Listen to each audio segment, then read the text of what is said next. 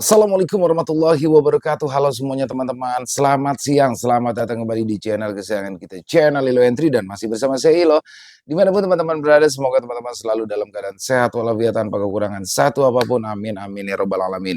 Dan pada kesempatan yang baik ini, saya masih membawakan kisah mantrik, kisah dari Mas Agil Rian Saputra yang dari part ke part makin menegangkan aja ya. Dan buat teman-teman, silakan bisa mengikuti atau di follow Twitter dari Mas Agil Rian Saputra ya, biar tahu nih kisah-kisah terbaru apa yang akan diupload oleh Mas Agil.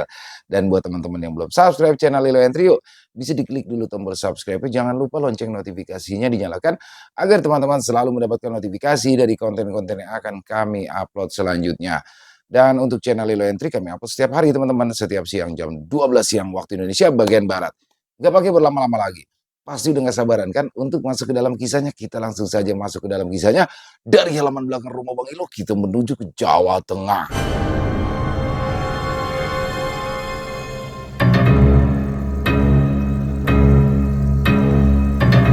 Selepas maghrib, di warung kopi Pak Tresno, Mantri Part 3.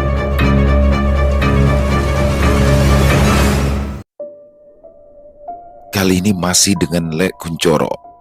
Dari semalam, ia sama sekali tak bisa terlelap dengan tenang.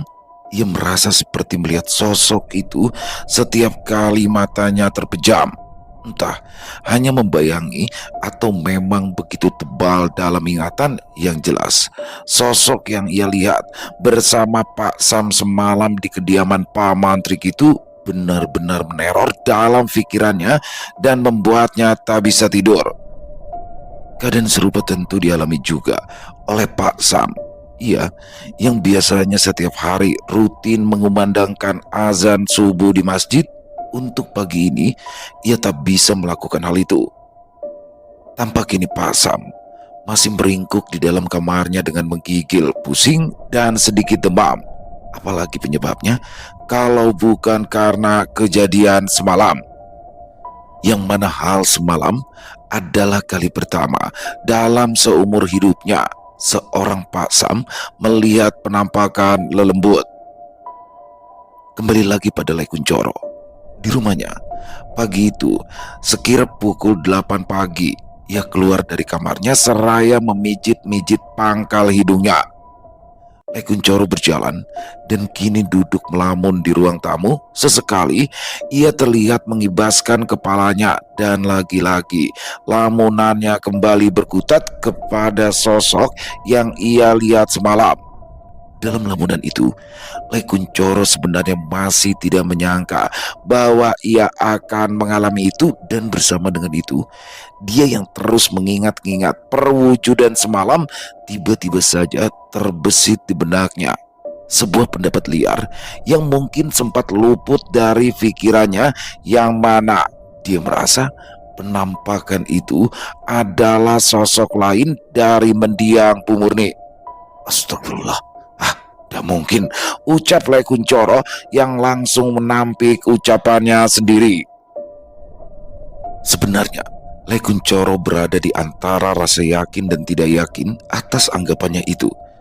Tapi ketika ia semakin mencoba mengingat dan merangkai kembali perwujudan lelembut itu secara lengkap, ia pun tak bisa membohongi dirinya sendiri dan mulai sedikit merasa bahwa sepertinya ia mengenali sosok yang ia lihat semalam bersama Pak Sam.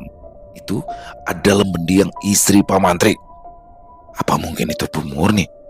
Ngawur. Tak mungkin, kata Lek Kuncoro yang kembali mencoba menampik ucapan lancangnya itu. Namun, pikiran kadang memiliki kendalinya sendiri, karena di sisi lain ia tidak bisa memungkiri juga jika melihat kembali perwujudan semalam, yang mana menurut Lek Kuncoro lelembut itu sangat mirip dengan mendiang Bu Murni, istri Pak Mantrik.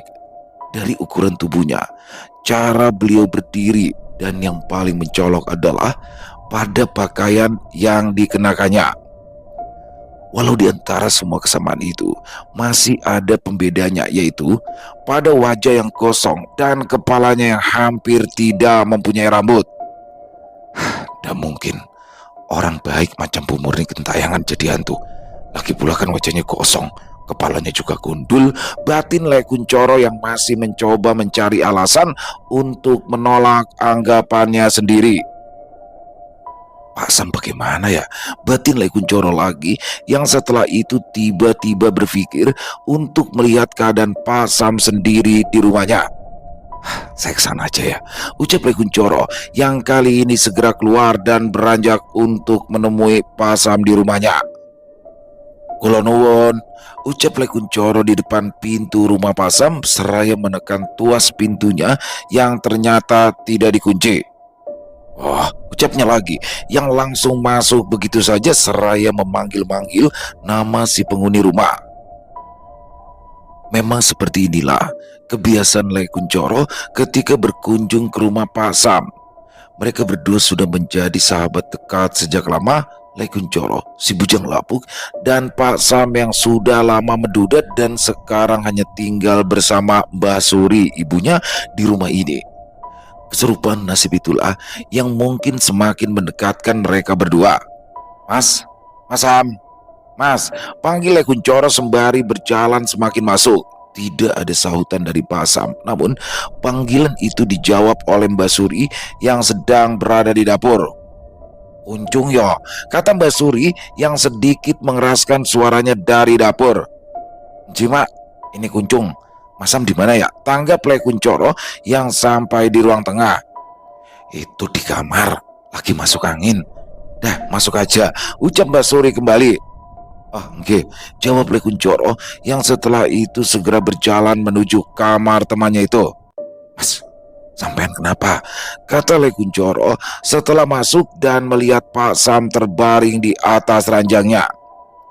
Pak Sam yang memang dalam keadaan setengah terjaga pun segera menoleh ke arah Le Kuncoro dan dengan wajahnya yang tampak pucat dan lesu, ia pun menjawab, Cung, udah tahu ini. Tiba-tiba saja badanku terasa tidak enak, ucap Pak Sam dengan jawaban yang lirih melandai. Yang tak lama, kata-kata itu segera ditanggapi oleh Le Kuncoro yang ternyata juga merasakan hal yang sama. Sama mas, kepalaku juga pusing. Semalam tidak bisa tidur. Kepikiran rupanya lelembut itu, tanggap Le Kuncoro seraya menggelengkan kepalanya. Aku juga begitu, Cung. Perwujudan lembut semalam di rumah Pak Mantri itu sampai sekarang belum hilang dari pikiran saya, jawab Pak Sam. Wah, gendeng tenan ya mas. Seumur hidup saya itu baru sekali loh melihat lembut, kata Le Kuncoro yang langsung disela kembali oleh Pak Sam. Saya, Cung. Kamu ingat gak baju yang dipakai sama lelembut itu? Tanya Pak Sam yang seketika membuat Le Kuncoro sedikit terperanjat menyamankan posisi duduknya. Detik itu, antara Pak Sam dan Le Kuncoro sebenarnya langsung paham dan sama-sama tahu kemana arah dari pembicaraan itu yang pasti akan berujung tentang hantu semalam yang sepertinya mirip dengan mendiang Bu Murni. Seharusnya di titik ini sudah cukup menjelaskan bahwa Pak Sam dan Le Kuncoro memiliki pikiran yang sama, tapi entah mengapa saat itu mereka terlihat berat untuk mengutarakannya, entah karena keseganan mereka kepada keluarga Pak Mantrik atau karena ketakutan mereka yang masih membekas. Setelah itu, untuk beberapa saat, Pak Sam dan Le Kuncoro tampak saling terdiam. Mereka terlihat mangu-mangu dan meragu apakah hal ini dirasa perlu untuk diungkapkan. Hingga akhirnya, setelah beberapa menit tak ada pembicaraan, tiba-tiba Le Kuncoro lah yang membuka obrolan itu lagi. Maksud sampean itu Bu Murni ya? Ucap Le Kuncoro dengan sedikit membisik. Benar, Cung. Gak tahu kenapa ya, saya kok ngerasa lembut itu mirip Bu Murni, Cung. Ucap Pak Sam yang tak lama kemudian kembali ditanggapi oleh Le Kuncoro. Saya sebenarnya juga mikir begitu, mas. Tapi apakah mungkin orang yang sudah meninggal itu bisa jadi hantu? Tanggap Le Kuncoro yang mana setelah itu tiba-tiba Pak Sam mengajaknya keluar dari kamar dan meneruskan obrolan ini di ruang tamu saja. Kita ngobrol saja di ruang tamu. Saya mau memperlihatkan sesuatu sama sampean, ucap Pasam seraya bangkit dan berjalan tergopoh keluar dari kamarnya bersama Le Kuncoro. Pasam terlihat berjalan ke belakang, sementara Le Kuncoro beranjak ke arah depan menuju ruang tamu. Sesuatu apa sih? Batin Le Kuncoro sembali berjalan dan kini duduk di ruang tamu. Tak lama kemudian, Pak Sam pun kembali keluar. Dia terlihat membawa sesuatu yang langsung ditunjukkan kepada Le Kuncoro. Saat itu, Pak Sam berkata, "Ah, ini Jong, harusnya kita itu sempat sama-sama melihat baju seperti ini di wujud lelembut semalam itu," kata Pak Sam seraya menyodorkan kepada Le Kuncoro satu buah kemeja berkancing yang berwarna putih. Kemeja itu sangat sama dengan apa yang dikenakan oleh lembut yang semalam mereka lihat di rumah Paman Trik itu.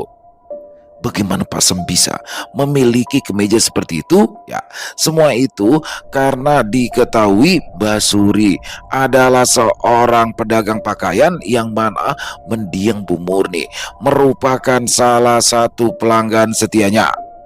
Dan kebetulan kemeja model inilah yang selalu dibeli oleh mendiang istri Paman Trik berulang-ulang kali. Entah, mungkin ini adalah baju favorit beliau atau bagaimana, yang jelas pakaian ini sangat identik dengan mendiang Bu Murni yang mana diketahui sangat sering menggunakan setelan ini di setiap harinya. Bahkan bisa dikatakan dari semua orang yang ada di desa ini mungkin hanya mendiang Bu Murnilah yang dulu memakainya. Le Kuncoro yang kini memegang kemeja itu pun terlihat mengamati. Meski dalam nalar ini adalah kemustahilan, namun masih terlalu hangat dalam ingatannya bahwa dengan kemeja seperti inilah semalam lelembut itu memperlihatkan wujudnya. "Mas, yang sangat mirip itu kan cuma bajunya aja, tapi tidak dengan wajahnya. Lagi pula, kalau sampai ingat apa yang dikatakan oleh Demit itu semalam, ya jelas-jelas itu bukan perangai Bu Murni," sangka Le Kuncoro yang mencoba untuk tetap berbaik sangka. Bener juga sih Jung, semoga tidak seperti yang kita pikirkan. Kasihan juga, di masa hidupnya Bu Murni itu orangnya sangat baik, tanggap Pak Sam. Pada akhirnya, bukti ini tidak cukup menebalkan asumsi itu dan juga tak serta-merta membuat mereka benar-benar yakin sampai akhirnya Basuri yang sebenarnya sedari tadi mendengar kasakusuk Pasam dan Le Kuncoro dari ruang tengah kini keluar dan sepertinya ingin turut nimbrung dalam pembicaraan itu. "Beneran kalian semalam itu melihat Bu Murni menggunakan baju itu?" ucap Basuri sembari keluar dengan tiba-tiba dan setelah itu langsung duduk bersama mereka. Pasem dan Le Kuncoro awalnya sedikit terkejut dan saling pandang, tapi karena sepertinya Mbah Suri sudah terlanjur tahu, akhirnya mau tak mau mereka pun harus menanggapinya. "Oh Mbok, seingatku ya pakai baju ini," jawab Pasam yang segera membuat Mbah Suri mengelus dadanya sembari berkata, "Tidak ada yang beli baju itu selain Bu Murni. Bahkan Simbo ini kulaan atau belanja baju-baju dengan model seperti itu ya hanya buat dibeli sama Bu Murni," kata Mbak Suri. "Tapi untuk wajah dan suaranya sama sekali bukan Bu Murni, Mak.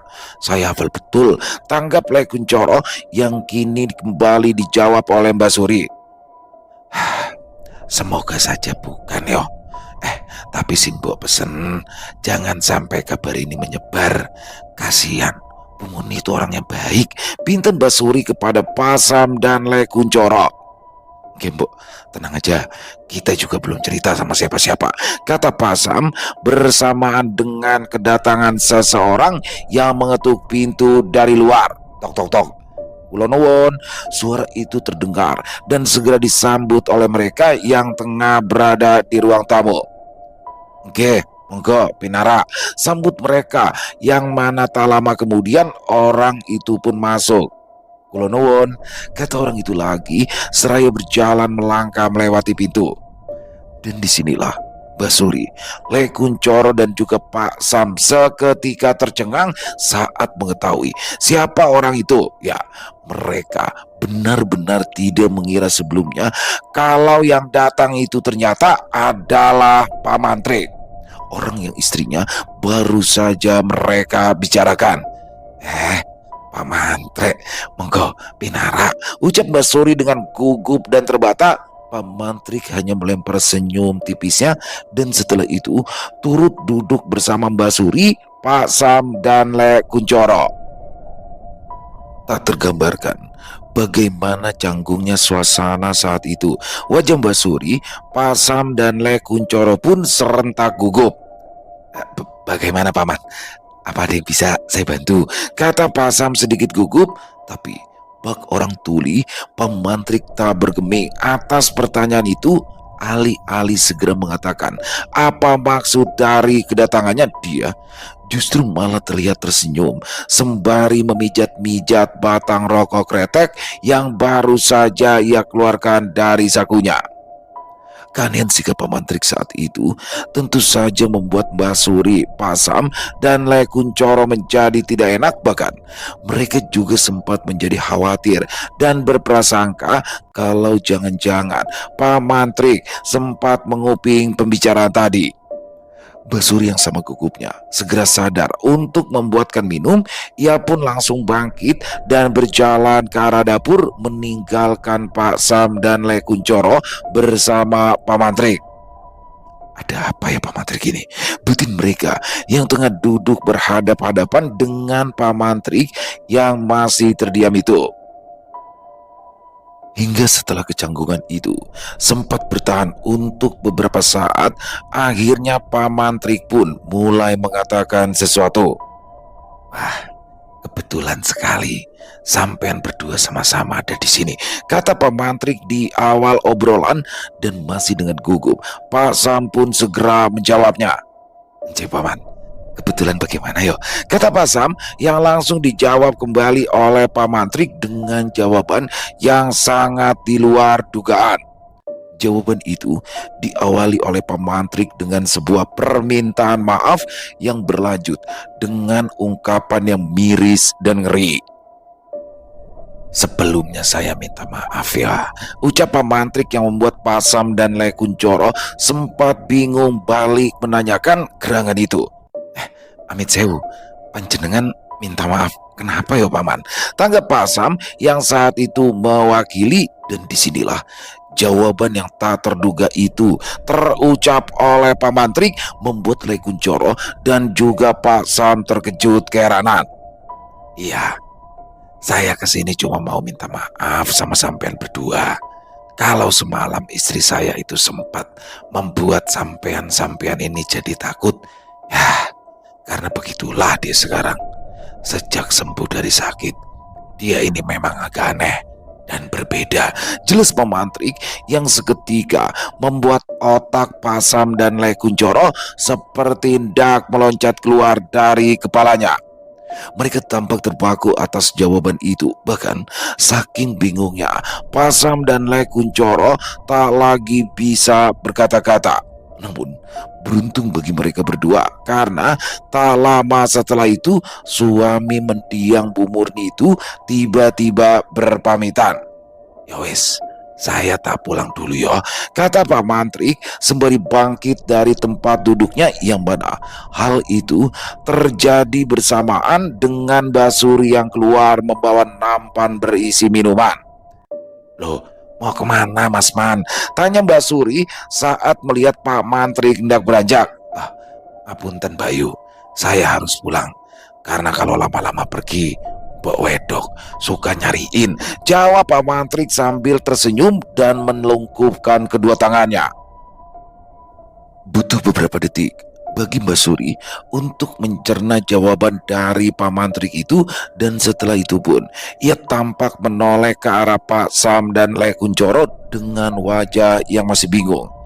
Dan di sini, sebelum ia beranjak pulang, sekali lagi Pak Mantrik kembali berpamitan, yang mana kali ini ia sedikit berpesan terkhusus untuk Pak Sam dan Le Kuncoro. Ya wes, saya tak pulang dulu. Oh ya, kaleng jimpitan sudah saya letakkan di depan gerbang ya. Biar orang-orang yang mau ngambil tidak perlu repot-repot masuk sampai ke teras. Pungkasnya seraya berjalan keluar dan pergi meninggalkan tempat itu. Oke Pak, ucap Pasam, Le Kuncoro dan Basuri gagap bersautan bersamaan dengan keluarnya Pak Mantrik dari rumah itu. Pasam tampak turut mengekor sampai di ambang pintu, mengantar dan mengamati Pak Mantrik hingga berjalan semakin menjauh dari rumahnya. Dan setelah memastikan suami mendiang Bu Murni itu telah benar-benar pergi dengan buru-buru, Pak Sam segera menutup pintunya. Setelah itu, mereka bertiga pun kembali duduk di ruang tamu dalam gejolak yang penuh keheranan. Dan setelah satu keanehan yang terungkap dari mulut Pak Mantri tadi, rasanya tak mungkin jika mereka tidak memikirkannya. Wes, pokoknya jangan beritahu siapa-siapa dulu, kecuali kepada orang yang tepat. Kasihan keluarganya, kata Mbak Suri setelah itu. Obrolan pun berlanjut dan kembali lagi secara detail Pak Sam dan Le Kuncoro menceritakan kronologi kejadian semalam kepada Mbak Suri. Pembicaraan itu sahut bersambut hingga akhirnya mulai terhubung kembali pada kejadian ketika Pak Mantrik membawa pulang kayu nisan dari makam Bu Murni sekitar 2 pekan lalu. Waduh, tapi saya kok rasanya masih tidak percaya ya kalau semalam yang kita lihat itu adalah arwah Bu Murni, sambut Le Kuncoro di dalam obrolan itu, dan disusul oleh Pak Sam yang kali ini bertanya kepada ibunya. Mbok, Simbo kan biasanya tahu toh sama hal-hal yang seperti ini. Setelah Pak Sam dengan tiba-tiba kepada Mbak Suri ibunya. Simbo ini cuma saringan memedi, orang yang biasa, yang kadang-kadang cuma bisa dan gampang untuk melihat atau diperlihatkan saja. Ya kalau di luar dari itu sih Simbo yang tidak tahu apa-apa, ucap Mbak Suri yang tak lama setelah itu ditimpali lagi oleh Pak Sam. Loh, ini kan belum 40 hari, bisa jadi itu benar kan kata orang-orang, sebelum 40 hari arwah orang yang meninggal itu kan masih belum pergi, kata Pak Sam yang kini diikuti lagi oleh Le Kuncoro yang kembali menanyakan hal yang sama kepada Mbak Suri. Mak, jenengan kan mudah melihat. Terus kira-kira apa yang panjenengan lihat saat tadi Pak Mantrik datang? Tanya Le Kuncoro yang ditujukan kepada Mbak Suri itu. Tapi Simbo tadi kok tidak merasakan apa-apa ya pas Mantrik ada di sini, kata Mbak Suri menanggapi pertanyaan Le Kuncoro itu. Hingga untuk saat ini mungkin hal itu akan masih menjadi misteri. Entah itu jin, dedemit, lembut, atau bahkan Bu Murni memang benar masih hidup sesuai dengan ucapan Pak Mantrik tadi. Tapi entahlah, yang jelas perlahan nanti semua pasti akan terungkap. Masih di hari yang sama, pagi itu pun berubah menjadi siang. Di sebuah pasar, Haji Holil dan istrinya tengah berada di lapaknya karena memang beginilah keseharian mereka yang berjualan daging sapi di pasar kota yang bernama Wage Amertani. Haji Holil yang saat itu tengah menata daun-daun jati tiba-tiba dicolek sang istri. Pak, itu kayaknya kok Mas Markus ya, ucap sang istri yang melihat orang mirip Pak Mantrik tengah berjalan ke arah lapak jualan mereka. Mana? Apa iya? Jawab Haji Holil seraya agak berdiri dan mengamati. Itu loh Pak, yang pakai topi laken, kata istrinya. Oh iya Bune, Markus itu. Tapi ada apa ya dia kesini? Apa mau beli daging? Kata Haji Holil berkelakar saat itu. Ya mungkin mau buat sembayangan toh Pak. Tapi kan 40 harinya Mbak Murni itu kan masih lama, tanggap istrinya. Hingga tak lama kemudian lambaian tangan Pak Mantrik pun menghentikan obrolan pasangan Bu Hajah dan Pak Haji itu. Pak Mantrik pun sampai di depan lapak Haji Holil dan berdiri memandang sembari melempar senyuman khasnya. Alah piye Gus, Markus, tumben kamu sampai ke sini. Sama siapa? Sambut Haji Holil atas kedatangan sahabatnya itu. Sendirian aku, Cil. Anak-anak kan sudah punya kehidupan masing-masing, kata Pak Mantri kepada Haji Holil dengan jawaban yang sedikit menyentuh dada kawan dekatnya itu. Anu, Cil, saya itu mau nyari paru sama limpa. Ada, kata Pak Mantri lagi dengan senyuman miringnya yang kali ini langsung disela oleh istri Haji Holil. Ada, Mas Gus. Memangnya jenengan masih berani makan jeroan? Sela istri Haji Holil dengan dahinya yang mengernyit. Walah iya, Gus.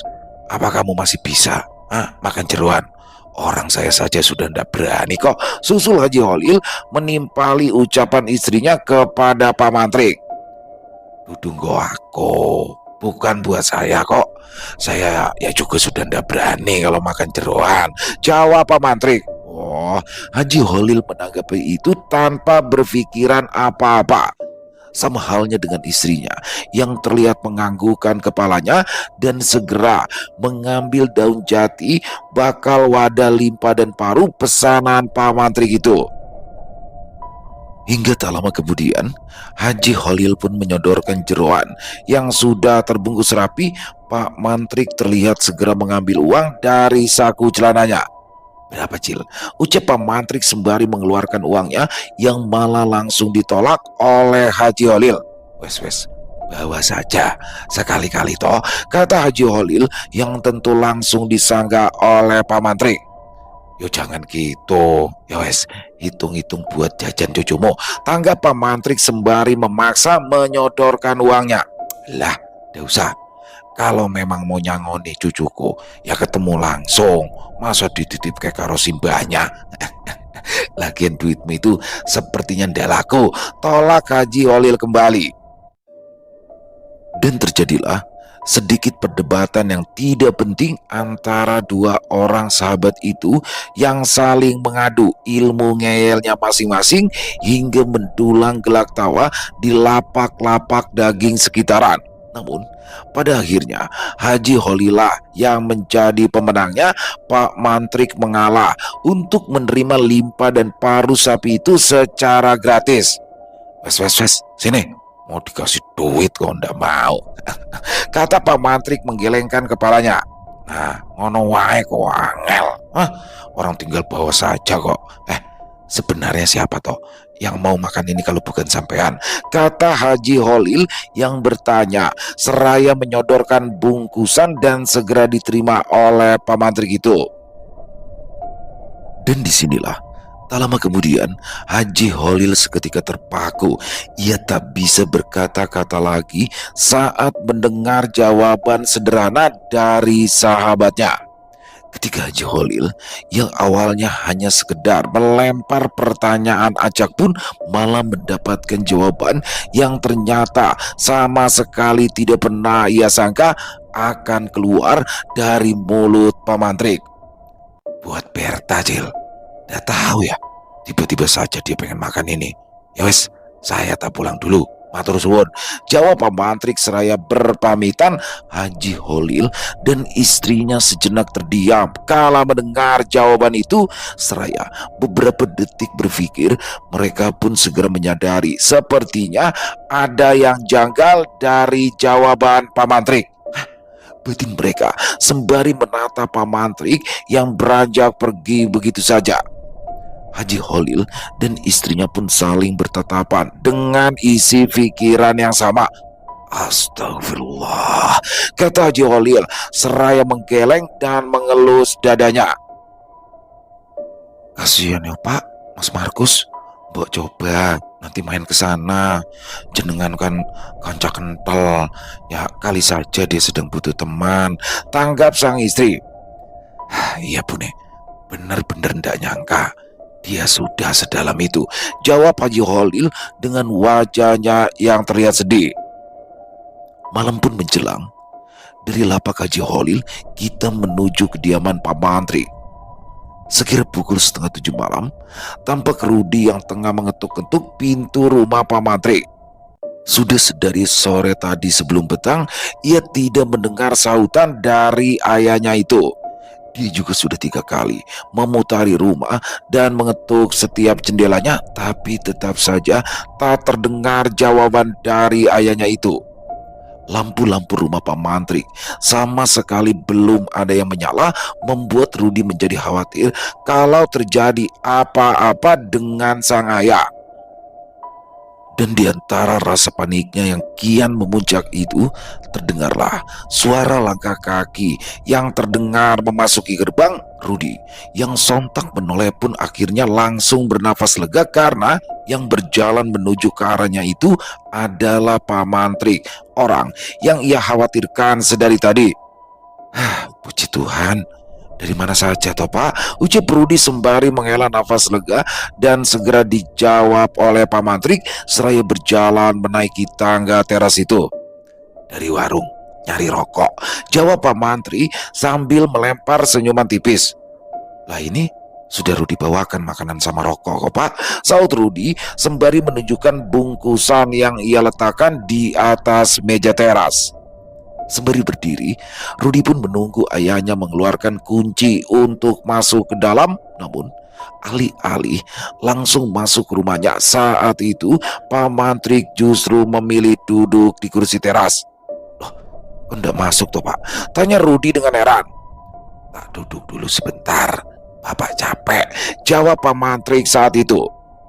Cukup aneh memang, namun Rudi yang sudah paham dengan perangai ayahnya akhir-akhir ini pun agaknya mencoba untuk tidak mempermasalahkannya. Dan meski dengan lampu teras yang belum menyala itu, Rudi pun akhirnya turut duduk bersama Pak Mantri. Setelah itu, Rudi menyalakan rokoknya untuk membuyarkan kecanggungan suasana, sementara Pak Mantri kini terlihat melamun kosong menatap tanaman-tanaman yang berada di halaman. Tak ada pembicaraan sedikit pun antara ayah dan anak itu sampai akhirnya cetek, cetek, cetek. Tiba-tiba terdengar suara tekanan saklar lampu yang dinyalakan. Rudi yang spontan menoleh pun segera melihat dari kaca teras depan lampu-lampu ruangan di dalam yang mulai menyala satu persatu. Dan bersama dengan itu, ia pun pastinya langsung berpikiran kalau ada orang di dalam rumah yang memang sengaja menyalakannya. Tapi siapa orang itu? Batinya. Dan saat itu semua terjadi begitu cepat dan cetek. Suara serupa kembali terdengar bersamaan dengan lampu teras yang akhirnya menyala. Tanpa berpikiran macam-macam, Rudi pun kembali menoleh dan hendak menanyakan itu kepada sang ayah. Tapi ketika ia kembali ke posisi semula, Rudi pun terkejut heran karena Pak Mantri sekarang sudah tidak ada di tempat duduknya. Pak, Bapak, panggil Rudi yang saat itu langsung bangkit memeriksa sekitar untuk mencari di mana keberadaan ayahnya itu. Sampai pada akhirnya semua pun terjawab dengan sangat tidak masuk akal karena tak lama setelah itu terdengar suara pintu yang berputar bersamaan dengan keluarnya Pak Mantrik dari pintu depan rumah itu. Gimana Rud? Ada apa? Ucap Pak Mantrik dengan segera kepada Rudi yang berdiri heran menghadap ke ayahnya itu. Rudi tentu saja terkejut kalau Pak Mantrik baru saja keluar rumah. Lantas siapa tadi orang yang sempat menyapa dan duduk bersamanya? Untuk beberapa detik, Rudi pun dibuat bingung dengan keadaan itu. Ia hanya terdiam sembari masih melihat Pak Mantri yang saat itu juga sama-sama tengah menatap ke arahnya. Mau nganter rokok sama makan Pak, kata Rudi selang beberapa saat kemudian dengan sedikit terbata-bata. Wah, jawab Pak Mantrik seraya melirik ke arah bungkusan plastik yang terletak di atas meja teras. Pak Mantrik pun berjalan keluar dan mengambil bungkusan itu sembari berkata kepada Rudi, "Ayo, mau masuk dulu atau enggak?" Tawar Pak Mantrik kepada Rudi yang masih gugup berdiri. "Ayo, mau masuk dulu apa enggak?" kata Pak Mantrik sekali lagi, yang kali ini segera dijawab oleh Rudi yang mulai ketakutan. Pak, "Nda Pak, Rudi tak pulang dulu ya," katanya dengan gagap sembari mengalihkan pandangannya. Tanpa berkata-kata lagi, Rudi pun segera berjalan cepat menuju ke mobilnya dan langsung buru-buru pergi dari rumah ayahnya itu dengan membawa rasa kalut dan tidak percaya kalau dia akan mengalami hal ganjil ini untuk kedua kalinya. "Ampuni aku Tuhan, ampuni aku Tuhan, dalam nama Tuhan Yesus," ucap Rudi membisik berulang-ulang dalam kemudi mobilnya saat itu. Dalam kemudi mobilnya, tidak henti, Rudi menyebut nama Tuhannya. Ia coba pacu kendaraannya itu sekencang mungkin sampai akhirnya di tengah perjalanan tanpa sengaja ia melewati sebuah warung kopi. Menyadari itu, seketika Rudi pun berpikir sepertinya itu adalah tempat yang tepat untuk meredakan kepanikannya saat ini. Rudi pun segera memperlambat laju mobilnya, memutar dan berbalik arah untuk menuju warung kopi yang sempat terlewati olehnya itu. Hingga singkatnya, dia yang telah sampai dan menepikan mobilnya di dekat warung itu pun segera turun untuk memesan kopi. "Kopi satu Pak," ucapnya kepada seorang bapak-bapak pemilik warung sembari duduk dengan ekspresi wajah yang masih gelisah. "Oke," tanggap si penjual yang langsung masuk ke dalam untuk meracik kopi pesanan Rudi. Untuk sejenak, Rudi duduk menunggu dengan pandangannya yang terus menoleh ke sana dan kemari. Saat itu, warung memang terlihat sepi. Bahkan, tak ada satupun para pelanggan selain dirinya. Hingga tak lama kemudian, keluarlah seorang wanita yang tengah menggendong anak balita. Sepertinya mereka adalah istri dan juga anak dari si pemilik warung kopi. Sembari membawa segelas kopi yang ia tenteng dengan satu tangannya, wanita itu berjalan ke arah Rudi. "Monggo Mas," ucap wanita itu setelah meletakkan segelas kopi panas di atas meja. "Oke Mbak," jawab Rudi sembari memijat-mijat pangkal hidungnya. Namun di sini ada keanehan yang saat itu belum Rudi sadari, yang mana dalam waktu yang bersamaan anak balita yang tengah berada di dalam gendongan wanita itu pun tiba-tiba saja menangis. Tangisan itu tentunya membuat perhatian Rudi sedikit teralihkan. Dia yang tanpa sengaja menatap anak itu pun seketika merasa sedikit heran oleh karena anak itu yang tengah menangis sambil menunjuk-nunjuk ke arah dirinya. "Kenapa Dek?" kata Rudi yang tadinya ingin mencoba untuk berbahasa basi, akan tetapi ucapannya itu justru malah membuat tangisan si bayi semakin keras dan menjadi-jadi sampai akhirnya wanita itu pun mulai mencoba untuk menanggapinya. "Biasa Mas, kalau malam memang suka begini, suka rewel," ucap si wanita itu di antara tangisan keras dari anaknya. "Ya enggak apa-apa, biasa. Anak saya juga sama, kadang suka seperti itu kok kalau ketemu dengan orang baru," tanggap Rudi yang mencoba untuk melogika kejadian itu. "Monggo Mas, diunjuk," tawar istri pemilik warung itu kepada Rudi seraya kembali berjalan masuk membawa sang anak yang masih terus menangis itu. Setelah itu, Rudi pun mulai menyesap kopinya sambil menyalakan sebatang rokok untuk sarana menenangkan diri, dan bersama dengan itu pula bapak pemilik warung itu pun keluar dan kini turut duduk tak jauh darinya. Beberapa menit pun berlalu dan ternyata tak bisa dipungkiri lagi bahwa pikiran Rudi masih melulu kepikiran tentang keganjilan tadi di rumah ayahnya. Saat itu Rudi tampak cemas, bahkan jarinya yang tengah mengapit batang rokok itu pun terlihat gemetar. Di kedai itu, di antara beberapa kursi-kursi pelanggan, hanya ada Rudi dan bapak pemilik warung. Tapi entah mengapa, saat itu mereka berdua seakan-akan sama-sama tidak ingin saling memulai pembicaraan. Entah berapa menit yang sudah terlalui tanpa obrolan basa-basi di antara mereka. Namun pada akhirnya bapak pemilik warung kopilah yang mulai mencoba untuk membuka obrolan karena Dia saat itu seperti melihat bayangan seseorang yang sedang berada di dalam mobil Rudi yang terparkir tepat di depan warung itu. Loh, itu temannya kok ndak diajak turun, Thomas? Tanya si pemilik warung dengan lugunya. Namun Rudi yang dalam keadaan separuh melamun dan masih terjebak dalam kecemasannya itu pun seperti tidak terlalu mendengar dan memperhatikan pertanyaan dari bapak pemilik warung itu. Gimana Pak? Maaf, tanya Rudi meminta bapak pemilik warung itu untuk kembali mengulang pertanyaannya. Itu loh Mas, temannya yang ada di dalam mobil kok ndak diajak turun. Tandasnya lagi yang seketika membuat Rudi tersentak. Mendengar itu, Rudi pun langsung bangkit dan menghampiri bapak-bapak pemilik warung itu sembari berkata, "Walah Pak, Mbok yo jangan nakut-nakutin saya toh Pak. Saya itu kesini sendirian," ujar Rudi yang kini langsung duduk berhadap-hadapan dengan bapak pemilik warung kopi itu tanpa berani menoleh ke arah mobilnya. Sementara itu, si pemilik warung kopi tentu merasa perlu untuk memastikan bahwa dirinya tidak salah lihat. Hingga ia pun mulai sedikit menggeser posisi pandangnya karena penglihatannya ke arah depan warung kopinya kini menjadi terhalang oleh Rudi yang berada dan duduk di hadapannya.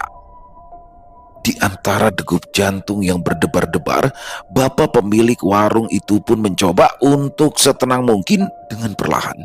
Ia memiringkan kepalanya ke samping untuk melihat ke arah mobil milik Rudi itu. Dan benar saja, ya, dia memang tidak salah melihatnya. Entah siapakah itu, yang pasti dia masih melihat sosok misterius itu berada di dalam mobil Rudi, tepatnya di atas tempat duduk bagian depan atau di samping tempat duduk kemudi. Meski wajah dari sosok misterius itu tidak terlalu jelas, tapi dari jarak pandang si pemilik warung, wujudnya sangat tak terbantahkan, membentuk dan menyerupai seorang manusia yang selayaknya tengah dalam keadaan duduk. Di antara rasa yakin dan tidak yakin, bapak pemilik warung kopi itu mencoba untuk setenang mungkin. Dengan perlahan, ia mengembalikan posisi pandangnya dan bertanya kepada Rudi, "Apa sampean yakin Mas? Tidak ada siapa-siapa di dalam mobil selain jenengan?" Ucapnya kepada Rudi. "Enggak Pak, demi Tuhan Pak. Memangnya jenengan lihat apa?" Tanggap Rudi yang tubuhnya terlihat semakin menguncup takut. Sudah, tidak apa-apa," kata bapak pemilik warung kopi itu menenangkan Rudi. "Waduh Pak, kalau gini bagaimana saya berani pulang ya Pak?" keluh Rudi. "Tenang saja Mas, ini belum terlalu malam. Sebentar lagi pasti ada orang yang datang ke sini. Oh ya, nanti saya bilangkan sama Pak Mujib, orang pintar yang setiap malam selalu ngopi di sini," kata bapak pemilik warung kopi itu. Tak lama setelah itu, si pemilik warung pun kembali menengok ke arah mobil, membuat Rudi yang sebenarnya juga merasa penasaran di antara rasa takutnya pun langsung membisik bertanya, Masih ada nggak Pak?" tanya Rudi. "Sudah tidak ada Pak," jawabnya sembari menggelengkan kepalanya. "Sebenarnya saya masih penasaran Mas," kata si pemilik warung itu lagi sembari bangkit dari tempat duduknya dan langsung berjalan begitu saja ke arah mobil Rudi. Secara spontan, Rudi pun menoleh memandangi bapak pemilik warung yang sedang berjalan ke arah mobilnya. Dan bersamaan dengan itu, kebetulan sekali ada rombongan truk-truk besar yang lewat, membuat Rudi menjadi berani dan kini turut mengikuti bapak pemilik warung yang saat itu seperempat tubuhnya sudah masuk melalui jendela pintu bagian depan yang terbuka. Yang mana di jendela itulah tadi dia melihat sosok misterius itu. "Tidak ada apa-apa kan Pak?" ucap Rudi yang menyusul dari belakang. "Tidak ada Mas," jawab pemilik warung kopi itu sembari mengeluarkan kepalanya dari jendela mobil Rudi. "Tapi saya benar-benar melihat itu Mas. Tadi dia itu duduk di sini," ucapnya lagi kepada Rudi seraya menunjuk ke arah pintu bagian depan. Rudi pun hanya mengangguk dengan dirinya yang sepertinya ketika itu mulai sedikit merasa berani. Coba kita periksa ke dalam yuk, Pak, ucap Rudi yang langsung diiyakan oleh bapak pemilik warung yang tampak sangat penasaran. Mereka pun lalu masuk ke dalam, menyalakan lampu, perangkap, dan memeriksa ke setiap sudut, yang mana sama sekali mereka tidak menemukan apapun di sana. Memang tidak ada kok, Mas.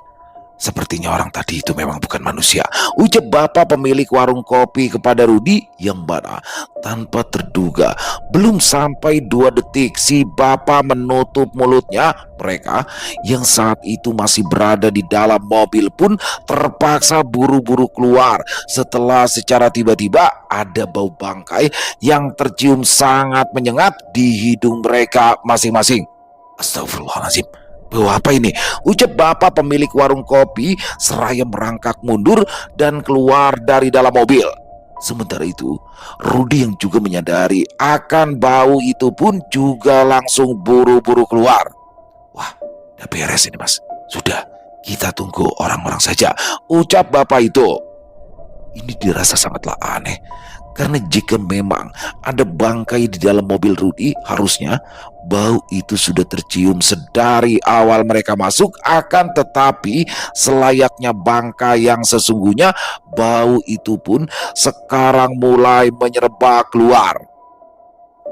Posisi mobil Rudi tepat di depan kedai kopi itu, yang mana bau bangkai busuk yang sudah tercium keluar pastinya akan mengganggu orang-orang yang akan datang ke warung kopi itu. Rudi yang merasa masih akan lama berada di warung kopi itu tiba-tiba berinisiatif untuk memindahkan mobilnya, bahkan sebelum si pemilik warung menyadari akan hal itu. Wah, sepertinya saya harus pindahkan mobil ini agak jauh, Pak, karena kalau di sini pasti akan mengganggu orang-orang yang datang, ucap Rudi yang tentunya langsung segera disetujui oleh bapak pemilik warung. Wah, leres banget tanggap pemilik warung itu. Akan tetapi jangankan memindahkan mobil, masuk ke dalam saja Rudi saat itu merasa tidak memiliki nyali melakukannya. Aduh, Pak, tapi saya tidak berani ya, Pak. Apa panjenengan berani? Ucap Rudi saat itu. Sebenarnya si pemilik warung masih berani untuk melakukan itu, tapi sayang ia sama sekali tidak bisa mengendarai kendaraan roda 4. Saya sih mau saja, tapi saya ini tidak bisa nyetir, Mas. Apa kita dorong saja? Tanggapnya. Mereka pun tampak sedikit berdiskusi, namun sepertinya memang tak ada cara lain lagi untuk memindahkan mobil ini selain masuk ke dalamnya. Hingga akhirnya, sebagai bentuk pertanggungjawaban, Rudilah yang mau tak mau harus masuk dan mengemudikannya. Saya nyetir saja, Pak. Panjenengan bantu dorong dari belakang ya, kata Rudi sembari berusaha menepis rasa takutnya. Akan tetapi bapak pemilik warung kopi yang merasa iba setelah melihat guratan-guratan ketakutan di wajah Rudi pun seketika langsung memutuskan untuk turut masuk juga ke dalam untuk menemani si Rudi. Kita berdua sama-sama masuk saja, Mas. Hidupkan saja mobilnya dan parkirkan di sana, jawab si pemilik warung seraya menunjukkan jemarinya ke arah di mana mobil itu nanti akan diparkirkan. Rudi dan si pemilik warung itu pun mulai masuk ke dalam mobil. Tak lama setelah itu, dan seperti yang telah mereka perkirakan sebelumnya, bau bangkai busuk itu pun semakin kuat tercium, seakan memang benar-benar berada dan bersumber dari dalam mobil itu. Mobil pun sudah menyala dan perlahan mulai bergerak maju. Terdengar suara mesinnya yang terseok-seok seolah-olah tengah membawa beban yang sangat berat. Sudah, Mas, tidak usah dipedulikan. Maju saja, ke sana terus, ucap bapak pemilik warung yang sepertinya juga menyadari hal itu. Setelah daya dan upaya, mobil itu pun akhirnya berhasil sampai ke sisi jalan yang lain sekitar 200 meter dari warung kopi itu. Setelah itu, mereka pun bergegas turun dan segera berjalan kembali menuju kedai dengan rasa was-was. Akan tetapi, sesuatu terjadi ketika baru beberapa tapak saja mereka melangkah, yang mana dengan tiba-tiba ada suara memanggil mereka dari arah belakang. Menungso, begitulah suara itu terdengar, parau dan berat yang seketika mengunci langkah Rudi dan bapak pemilik warung itu. Apa itu, Pak? Sampai dengar dak? Sentak Rudi membisik. Si pemilik warung hanya menganggukkan kepalanya dengan wajah takut dan mengajak Rudi untuk terus berjalan maju. Ayo, ajaknya sembari beraih dan menyeret tangan Rudi. Namun di sini panggilan itu malah kembali terdengar dan kali ini semakin jelas. Menungso, suara itu terdengar lagi, tapi apa yang mereka pikirkan saat itu? Di panggilan kedua ini, Rudi dan bapak pemilik warung kopi itu pun justru dengan kompak menoleh ke belakang. Dan terlihatlah di mata mereka berdua sosok yang tengah duduk menyamping di atas mobil Rudi. Wujudnya samar, tak begitu jelas, namun cukup membentuk seseorang berambut panjang dan berbaju putih. Kepalanya tampak menggeleng-geleng dan kini mulai tertawa dengan aneh. Tawanya terlalu berat untuk seorang wanita, namun terlalu lengking jika dikatakan sebagai seorang pria. Sosok siapakah itu? Selesai. Wow, luar biasa, makin seru, makin mendebarkan, misterinya makin pekat. Oh, di sini Pak Mantri bagaimana dia benar-benar menganggap istrinya masih hidup. Dan apakah benar-benar masih hidup? Waduh, ngeri banget ya. Jadi yang dikuburin siapa dong? Dan dia apa sih? Dia beli paru tuh ke Haji Holil ya kan, katanya parunya mau dimakan istrinya. Dan yang paling lebih mengerikan kalau menurut saya adalah part di mana ketika dua orang peronda, Lek Kuncoro dan Pak Sam, melihat penampakan menyeramkan dengan kepala gundul dan baju yang biasa dipakai oleh Bu Murni. Dan di situ dia udah ketakutan setengah mati, badannya jadi sakit. Besok Pak Mantri bilang, datang ke rumah dia, bilang kalau minta maaf kalau istrinya udah nakut-nakutin dia atau bikin takut dia. Aduh, kan ngeri banget. Berarti di sini Pak Mantri tahu ya bahwasanya ada sosok yang mengganggu para peronda ketika mengambil jimpitan beras. Jadi buat teman-teman yang mungkin belum tahu, jimpitan beras itu adalah zaman dulu ya, zaman dulu itu bukan uang teman-teman. Jadi ada kaleng ditaruh di depan rumah tuh, biasanya digantung di tiang, nah itu diisi beras. Nah nanti para peronda itu datang ngambilin tuh, jadi dari rumah ke rumah. Nah nanti berasnya itu biasanya digunakan untuk kepentingan warga juga, atau mungkin ibaratnya kalau sekarang uang kas ya. Tapi nggak tahu deh, apa mungkin masih ada yang menjalankan juga di desa-desa di tempat lain, nggak tahu juga ya. Kalau di Jakarta sih kayaknya udah jarang deh. Kalau di Jakarta udah bentuknya uang ya kalau sekarang ya. Dan di sini warung kopinya Pak Tresno. Waduh, ini Pak Rudi anak sulungnya itu ketika pulang dari rumah Pak Mantri setelah mendapati keanehan di sana tuh ada yang ngikutin. Menungso, waduh serem banget ya. Dia ada bawa busuk di dalam mobilnya dan bikin dia takut pulang. Waduh, makin seru aja. Pokoknya besok teman-teman jangan sampai ketinggalan untuk part keempatnya untuk kisah mantrik yang makin menegangkan ini. Terima kasih kepada Mas Agil Rian Saputra atas izinnya untuk saya membawakan kisah yang luar biasa ini, dan semoga kisah barusan bisa menghibur teman-teman semua, para pecinta penikmat horor misteri, lebih khususnya lagi kepada para subscriber dari channel Ilo Entry. Buat yang punya komentar lain, yang punya pendapat lain, bisa menuliskan di dalam kolom komentar ataupun hanya sekedar saling menyapa, silakan. Insya Allah kami akan menjawab satu persatu. Buat teman-teman yang suka dengan videonya, bisa diklik tombol like, tombol jempol, boleh juga dong dibantu ya di share link videonya ini ke teman-teman yang lain agar juga ikut merasa terhibur. Dan buat teman-teman yang belum subscribe, bisa diklik dulu tombol subscribe, jangan lupa lonceng notifikasinya juga dinyalakan agar teman-teman selalu mendapatkan notifikasi dari konten-konten yang akan kami upload selanjutnya. Di akhir kata, saya Ilo mengucapkan permohonan maaf apabila mungkin dalam pembawaan kisahnya barusan ada kata-kata saya yang salah ataupun ada kata-kata saya mungkin yang kurang berkenan. Saya mohon dibukakan pintu maaf yang seluas-luasnya. Sampai berjumpa lagi di konten-konten kami selanjutnya, masih bersama saya Ilo di channel Ilo Entry. Salam sehat, sukses selalu untuk kita semua. Wassalamualaikum warahmatullahi wabarakatuh.